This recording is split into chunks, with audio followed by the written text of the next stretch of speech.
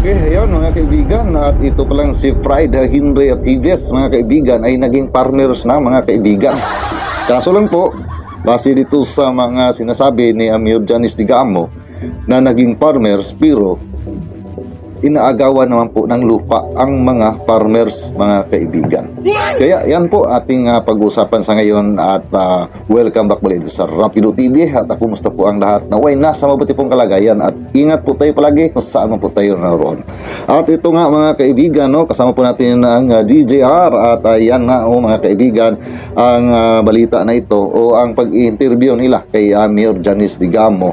Marami po no ang kanila pong napag-usapan dito patungkol po sa mga kaso na kinakasangkutan ngayon ni Arnie Atives at siyempre ito pong kapatid na si Fried Henry, no? At dito nga sinasabi po ni Amir Janice Digamo na itong si Fried Henry Atives mga kaibigan ay naging farmers na ngayon. Kaya ay atin pong alamin yan.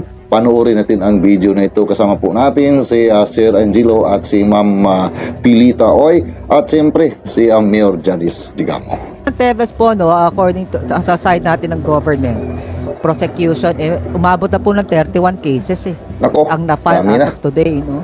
Kasi nadagdagan pa ho di ba? Yes po, yes po. 29 yung nadagdag sa dati 3 ngayon 31 na. So ganun nung karami plus the factor of course na is already proclaimed no as a terrorist. Kaya si attorney yung nasubrahan po ng galing na attorney o nasubrahan po ng talino no na attorney si Topacio ay parang wala na pong nabalita ngayon at hindi na natin naririnig ang mga pagdadada nito pong si attorney Topacio dahil pala dito sa ang dami po no ng kaso na ito. Nasa 31 case na po no ang haharapin po ni Arnie Atives mga kaibigan at mayroon ba pong iba na susunod pa dyan no? Kaya pala ay mukhang natahimik na po no mismong si Arnie Atives at ito pong kanyang nasobrahan sa talino na abogado. Under the anti-terrorist law. Yung kayo ho ba ay may nakikita pa na mapapauwi mismo si ex-Congressman Teves para harapin ang mga kaso niya? Meron ho ba kayong nakikitang ganon na maaari na siyang makauwi or lalo na parang tatingin? Tingin ko po, tingin ko talagang magdo-double time ang government to look for him this time. Bluff lang naman niya yung una na kunwari wala naman siyang kaso pero ayaw niyang umuwi. Ngayon, we are really hoping na talagang mahuli, ma'am. Talagang mahuli. Pero sa tingin nyo, lalong mawawala. Kaya nga, minsan, ma'am, naiisip namin sana, yung pag hinuli ng laban at napatay na rin para, parang, abanos na tayo. Tapos, patay din sila. At ganon. Mayor, meron din kasi di ba yung pati ho si kasama po sa ibang mga nakasuhan si yung kapatid si Henry Pride. Oo, si Henry Pride. Sa pagkakalam niyo ba nandito pa sa Pilipinas? Oo, ma'am, nagla-live yun sa kanyang sa radio station nila. Na nga ako kasi ngayon hindi na governor tawag sa kanya, farmer Henry Atives. Nag-comment ako doon, sabi ko, nakakahiya naman yung nagpa-farmer tayo tapos inaagawan natin yung lupa, yung farmer. Dina-down payment lang natin yung property ng may property tapos pag maniningil may baril na yung yung pupunta sa bahay mo tapos we always claim that we are one and we align ourselves with the farmer. Ako ma'am, living witness po ako sa lahat ng farmer na lumapit sa husband ko complaining against them yung mga lupa na binakod, yung mga ganyan. Kaya sabi ko, grabe to. Parang nawawala talaga yung hiya.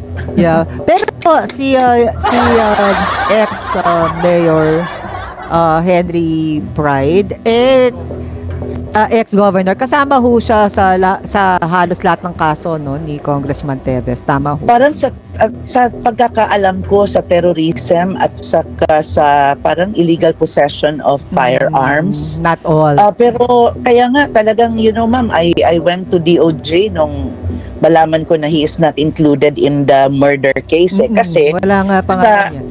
Oo, kasi sa mga report na natatanggap ng husband ko when he was alive, yun nga, pag pumapasok yung intel report in the evening when we are about to sleep, talagang there was always a mention of both names eh. Yung magkapatid na Teves, Governor, hindi ka tatantanan yan, kaya mag-iingat ka. Ganun. Ganun eh. Kaya alam ko eh, nung may video nga yung husband ko, nung papunta kaming Manila, mag-oath siya, talagang he himself mentioned it because umaabot yung yun yung, tapos namatay pa talaga si Ruel. Kaya sabi ko talagang hindi katanggap-tanggap na si Arnie lang ang kinasuhan sa tingin ko. Kasi hindi siya kasama sa lahat. Yung update ko lang po, kamusta po yung mga witnesses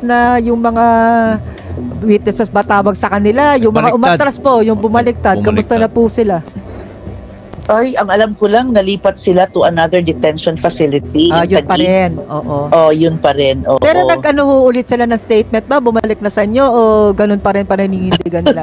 Baka hindi pa rin. Hindi pa po ako na-update doon. Basta alam ko lang they were transferred. Yun pa rin ang latest. Wala pang bago, no? Okay. Sige po. Maraming salamat.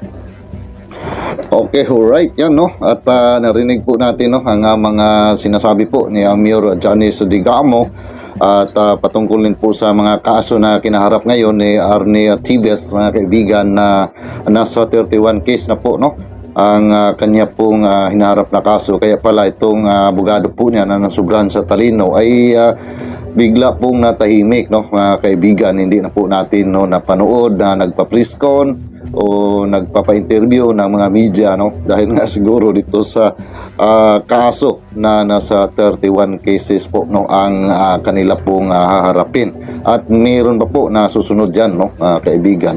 Pero nga ay dito sa patungkol sa hindi po nasali itong si Henry Fried Tives, mga kaibigan, sa kaso no na ito pong kanyang kapatid sa Digamo case no, ay marami din po tayong mga kaibigan, mga kababayan na natatanong bakit ay hindi daw nasali itong kapatid, dahil na sa atin pong mga nabalitaan ay magkasabwat raw ito, mga kaibigan no. Pero yun nga no ay pinagtaka din po natin, at mismo nga si Mayor Janice Digamo ay nagtataka din na bakit hindi nasali no.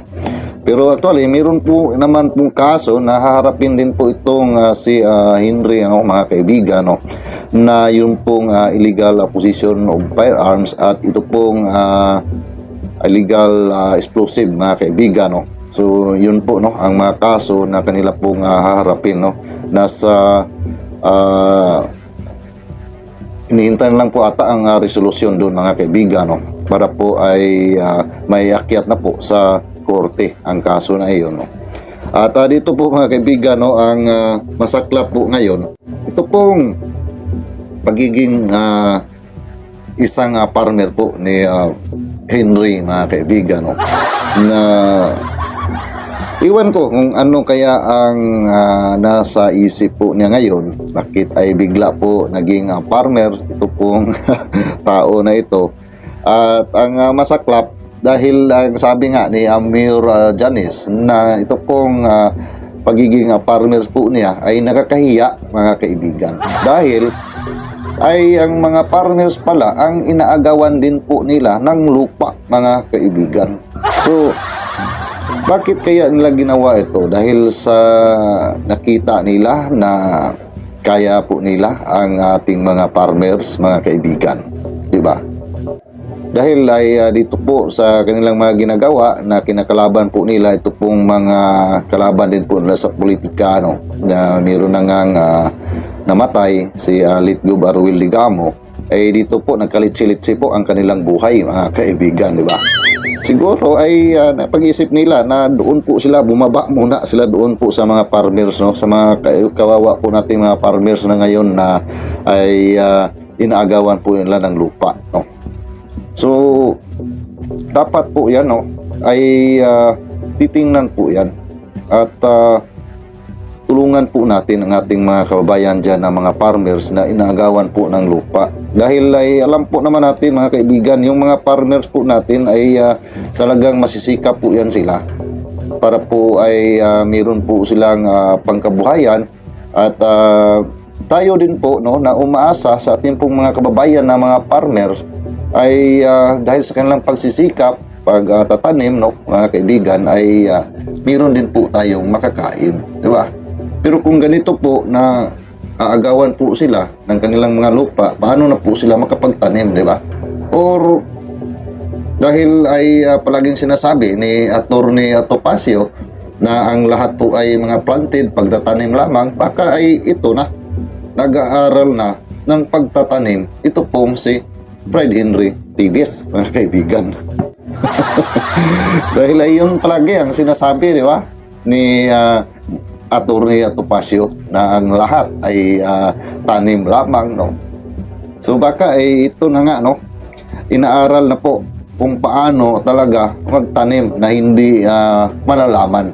Dahil yung kanila pong tinanim na hinukay pa ng bako, yung pong, hindi na yung tanim, living na yun, mga kaibigan, no? Yung pong mga baril at mga explosive nasa lalim po, no, ng 8 feet or 10 feet ata yun, mga kaibigan, no? So lalim po yan, pero ay na laman pa rin kung saan pong lugar nila tinanim. Kaya siguro dito ngayon ay pinag-aralan na kung paano talaga na magtanim na hindi po makita o mapansin, no, mga kaibigan. Dahil ay bigla po, no, naging farmer simula po nung nangyari po itong kaguluhan na ito, na nasangkot po sila sa mga sa iba't ibang kaso, ngayon naging farmers bigla, no, mga kaibigan. So nakakapagtaka po. Pero wala naman pong problema kung maging mag-farmers po siya, pero yung wag po natin naagawan yung ating mga kababayan na mga farmers, dahil ay kawawa po. Yun po lang naman ang kanila pong kinabuhay.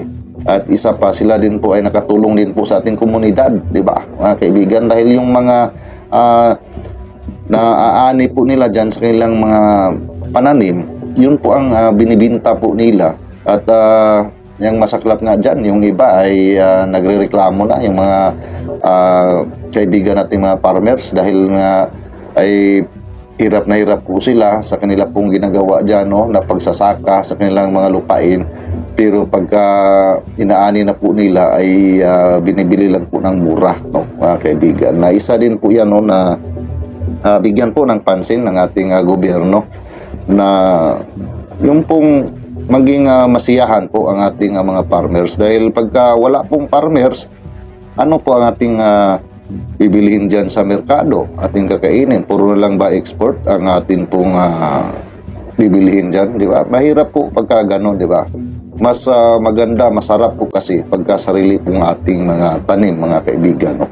Ang atin pong mga binibili, ating mga pinakakain dyan, no?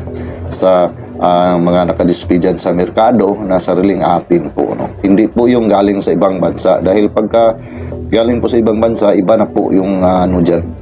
Hindi na po katulad sa atin na alam po naman natin yung ating mga lupain dyan sa Pilipinas, talagang masustansya po siya, mga kaibigan, ano? Kaya ay yun din po, no, ang dapat na tingnan ng ating gobyerno. At ito, no, itong pangyayari na ito, na sa sinasabi nga ni Amir Janice Digamo na inaagawan po, no, ang ating mga farmers dyan po sa Negros, nito pong mga Tives dyan, no, ay dapat po na titingnan po yan, no? Usisahin po yan. Dahil kawawa po ating, lalong maging kawawa ating mga kababayan dyan na mga farmers kung ganito po ang mangyayari, na ay aagawan po sila ng kanilang mga lupain na pagtataniman, di ba? Dito nga, ipalagay natin na ngayon po dito po sa kanila pong sentro ng Negros Oriental, dahil nga ay nawala po si Arnie Tives, ay naging parang medyo may peaceful na ngayon, di ba? Pero doon naman po sa ating mga farmers ang kanila pong pinupuntarya. So ano po nangyayari dyan, mga kaibigan, no? Dapat po talaga na tingnan po yan. Ito po nga si Mayor Janice, at alam ko po, no, na pwede po siyang manawagan dyan, no, sa ating pong ahensya na talagang covered po niya ito pong ating mga farmers, no, para po ay maimbestigahan din po yan, mga kaibigan. Kawawa po ating mga farmers diyan, no, dahil ay imbis na meron po silang mga lupa na kanila pong pagtataniman, sa ngayon po ay inaagawan po sila. So paano na po ang kailang pangkabuhayan po dyan, mga kaibigan, di ba?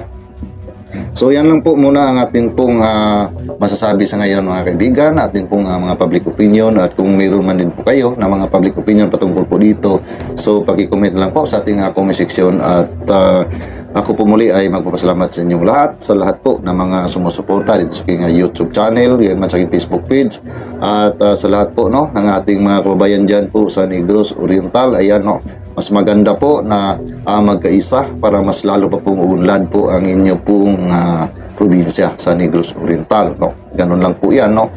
At maraming salamat din po, no, sa inyo pong mga suporta dyan, no, sa mga taga Negros at sa Luzon, Visayas at Mindanao. Yan, maraming salamat po. At sa ating mga kababayan po na mga OFW, no, katulad ko, maraming salamat din po sa inyong patuloy na pagsuporta dito sa aking mga ginagawa po na mga reaction video. At sa mga hindi pa po nakasubscribe dyan, please pakisubscribe naman po at pakipollow din ang ating Facebook page. At sa lahat po na mga nakasubscribe na at nakapollow, muli, maraming salamat. At kung nagustuhan po ninyo ang video na ito, paki-like naman po at maaari po ay paki-share. See you po sa next video. God bless all of us. Palagi lang po tayong mag-ingat. Sama tayo na roon.